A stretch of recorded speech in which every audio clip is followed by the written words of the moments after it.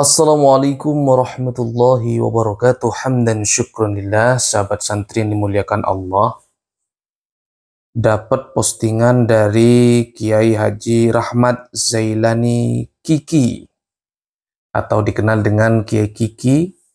Beliau adalah Ketua RMI PWNU DKI Jakarta.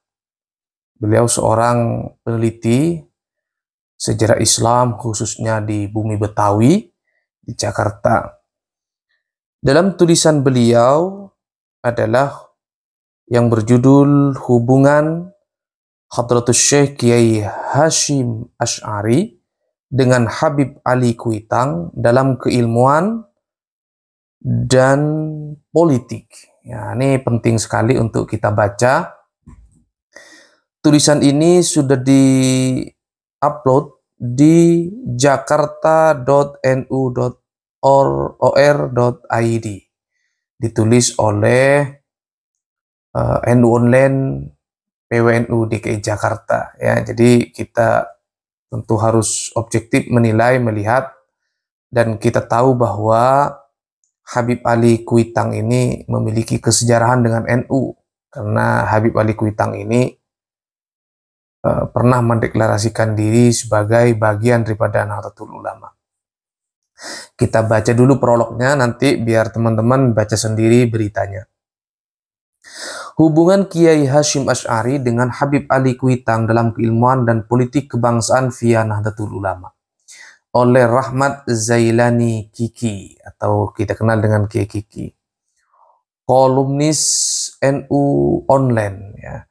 Dari guru-guru mereka berdua, walau keduanya tidak bertemu di Mekah saat studi, mereka memiliki satu guru yang menyambungkan sanad atau genealogi intelektual keduanya, yaitu Sayyid Abu Bakar Al-Bakri Syata Ad-Dimyati tahun 1848 sampai 1892 Masehi.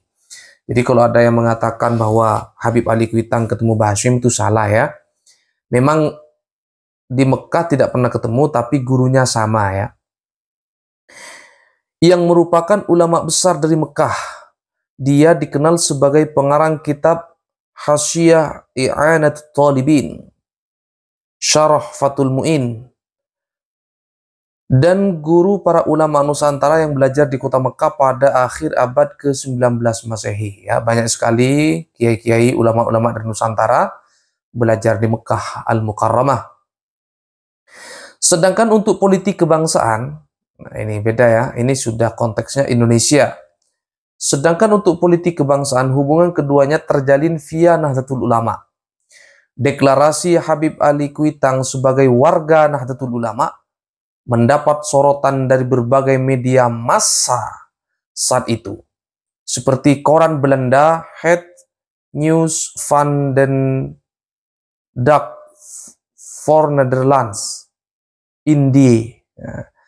Karena seorang Arab atau keturunan Arab, yaitu Habib Ali Kuitang yang merupakan masyarakat golongan timur, golongan 2 timur asing, mau bergabung dengan perkumpulan masyarakat golongan 3 atau inlander.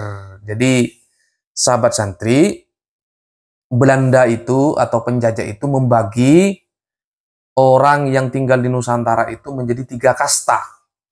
Kasta yang pertama yaitu kasta barat, ya, orang-orang Eropa bule. Ya. Kasta yang kedua adalah timur asing. Golongan kedua adalah orang-orang Arab yang ada di Indonesia. Sementara golongan yang ketiga adalah pribumi. Seperti kita-kita ini hidung pesek, ya, kulit sawo mateng, itu dianggap kelas ketiga. Kelas-kelas itu sengaja dibuat oleh Belanda untuk menghegemoni masyarakat Nusantara. Jadi panggilan pada masyarakat Nusantara saat itu adalah inlander. Nah, bahasa kasarnya itu budak, kira-kira begitulah ya.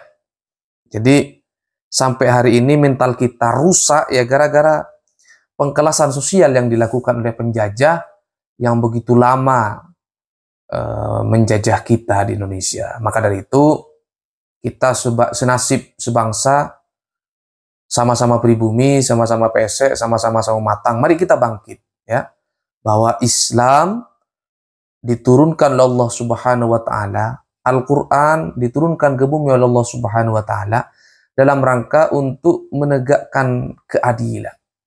La fadla li'arabiyyin 'ala ajamiyyin illa bittaqwa.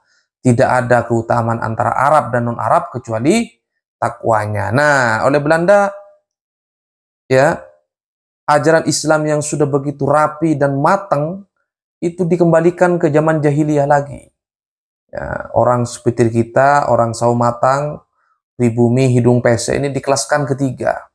Makanya jangan heran kalau ada bule atau keturunan Arab yang masih sombong karena masih kelas sosial itu masih melekat dalam hatinya, yang menganggap bahwa hidung pesek pribumi ini kelas ketiga. Ya, bahasa kasarnya budak lah. Maka dari itu mari kita bangkit ya, teman-teman pribumi, sahabat-sahabatku semuanya, mari kita bangkit. Bangkit ini selain agar kita tidak diinjak-injak, kita juga mengembalikan marwah Islam. Kita juga mengembalikan ajaran Al-Quran yang sebenarnya. Kenapa? Sekali lagi, ajaran Al-Quran ya, mengatakan bahwa kemuliaan manusia diukur hanya karena ketakwaan kepada Allah Subhanahu wa taala. Inna akramakum indallahi atqakum. Semua ini hafal. Orang Arab juga hafal ayat ini. Tapi fakta di lapangan ya, mereka masih menganggap merasa kelasnya di atas daripada yang lain.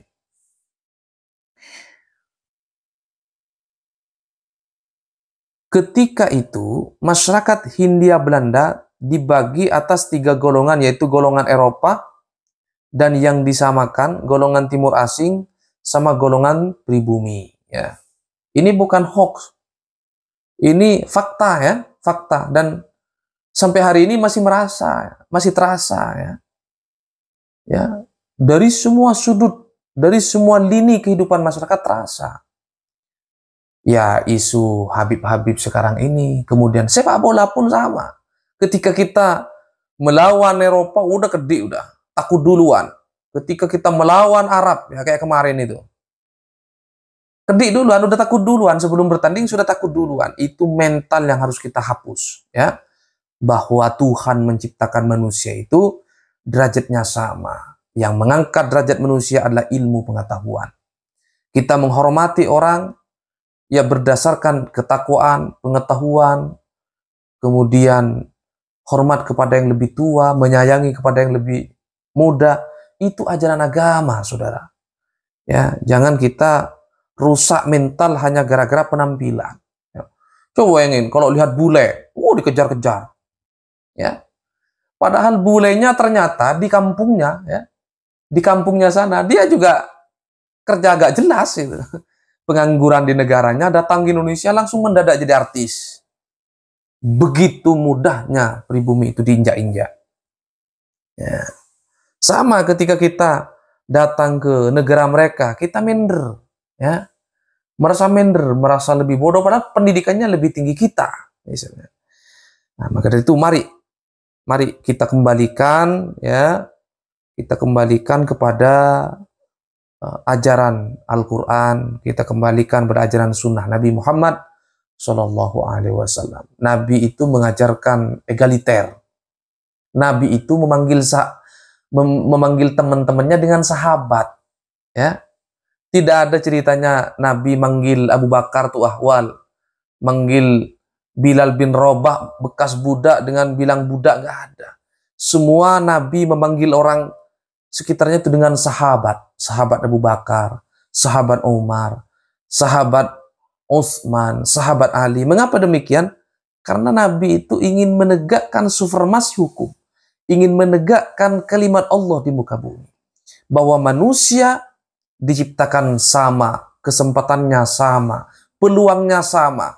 Kalau ia punya ilmu, mereka akan diangkat derajatnya oleh Allah. Yarfa'illahu alladhina amanu minkum walladzina utul ilma darajat. Hafal semua. Tapi fakta di lapangan kadang-kadang kita minder, ya, gara-gara hidungnya pesek. Penggolongan ini diatur dalam pasal nih. Perhatikan ya. Penggolongan ini diatur dalam pasal 163 indise Nggak bisa baca saya, IS ya. Nanti kita share aja ya. Adalah undang-undang dasar yang mengatur tata negara dan pemerintahan Hindia Belanda yang mulai berlaku pada 1 Januari 1926 sebagai pengganti dari Ring Sleman 1854 ya. Jo 2 dengan bergabungnya Habib Ali Kuitang ke NU. Berarti dia sudah merendahkan dirinya sendiri menjadi masyarakat golongan ketiga. Jadi gara-gara Habib Ali Kuitang ini ya, kalau Habib Ali Kuitang kita tidak bisa meragukan ya. Kapasitas beliau, walaupun beliau ini orang Arab, tapi beliau betul-betul mempraktekkan ajaran Rasul, kira-kira begitulah ya. Walaupun beliau ditakdir jadi orang Arab, tapi merasa bahwa kehidupan beliau ya sama dengan manusia-manusia lainnya di pribumi ini. Ya, itu Habib Ali Kuitang. Ya. Ya, seandainya orang Arab seperti beliau semua kan enak, gitu loh. Makanya jangan heran kalau sampai hari ini Habib Ali Kuitang tetap sangat dimuliakan. Sampai hari ini saya pribadi masih rajin ziarah ke makbarah beliau ya. Karena kita ya menghormati ilmunya. Ya, bukan semata-mata karena nasabnya. Kalau berilmu ya kita hormati. Ya. Kalau beliau berakhlakul karimah ya kita hormati. Ya. Jadi Belanda itu menganggap bahwa Habib Ali Kuitang ini turun kelas. Kenapa? Mau bergabung dengan NU. Gitu loh. Jadi Belanda ini menganggap Habib Ali Kuitang ini turun dari kelas kedua menjadi kelas ketiga lantaran beliau bergabung dengan Nahdlatul Ulama. Ini bahasanya nih, berarti dia sudah merendahkan dirinya menjadi masyarakat golongan ketiga, yaitu pribumi atau Inlander yang ketika itu diolok-olok sama dengan Hoden ya atau An ya. Jadi kita itu diolok-olok seperti An. Nanti masalah YouTube-nya ini ya. An titik-titik jing ya. Jadi kita itu pribumi ini coba direndahkan sebegitunya oleh para penjajah itu. Dan Habib Ali Kuitang tidak memperdulikan itu. Nah ini betul-betul menanamkan akhlak Rasulullah Shallallahu Alaihi Wasallam. Baginya, bagi Habib Ali Kuitang itu bersama Nahdlatul Ulama adalah menyatukan kekuatan untuk memperjuangkan agama Islam tradisionalis dan memperjuangkan kebangsaan, yaitu bangsa Indonesia. Ya, kita harus berterima kasih ya. Habib Ali Kuitang ini harus menjadi contoh bagi orang yang semarga. Habib Ali Kuitang ini harus menjadi contoh bagi orang yang oleh Allah ditakdirkan menjadi bangsa Arab. Ya. Kenapa? Nabi sendiri sekali lagi sudah menyampaikan tidak ada bedanya antara Arab dan non-Arab kecuali takwanya.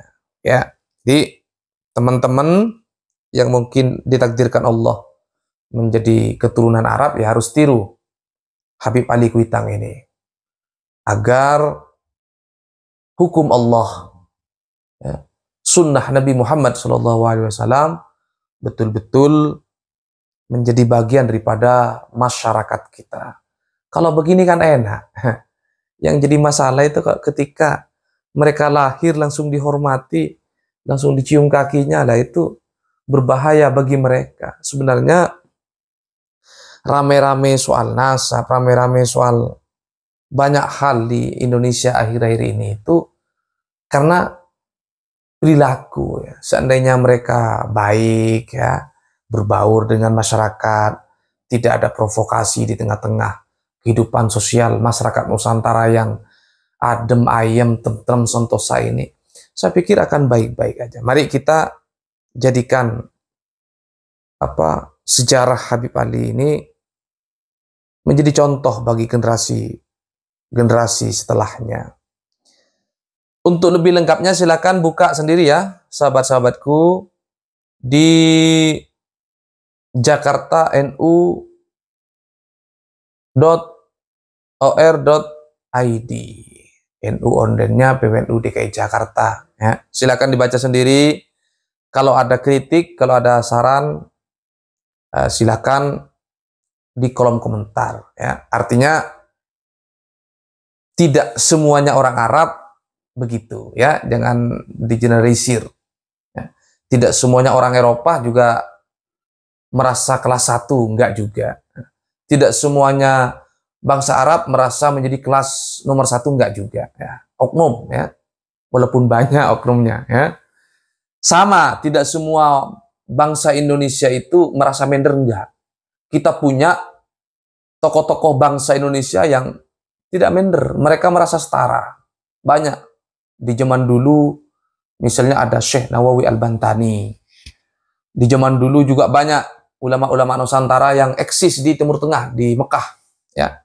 Di zaman sekarang juga banyak tokoh-tokoh Nusantara yang aktif di dunia global banyak. Ada Bapak Yusuf Kala, ada Ibu Retno Marsudi, ya, Menteri Luar Negeri beliau luar biasa. Ada banyak tokoh-tokoh Indonesia, Gus Dur, ya, mereka menjadi narasumber di Timur Tengah, di Eropa, di mana-mana. Banyak tokoh-tokoh Indonesia. Artinya pengkelasan itu sebenarnya secara umum aja yang dilakukan oleh penjajah untuk menginjak-injak pribumi. Fakta di lapangan, banyak tokoh-tokoh pribumi yang tetap merasa pede dengan keilmuannya dan mereka eksis, ya. Sehingga ini patut dicontoh oleh kita semua, ya. Jangan mengeneralisir, jangan anggap mereka itu sama, tidak. Ada yang baik, ada yang buruk. Kita juga di sini tidak luput dari kesalahan. Ada yang nakal, ada oknum yang buruk, ada pula tokoh-tokoh kita yang baik yang patut menjadi contoh bagi kita semua. Video ini agak panjang, mohon jangan dipotong agar tidak salah paham. Hadanallahu wa iyyakum ajmain. Assalamualaikum warahmatullahi wabarakatuh. Sampai jumpa.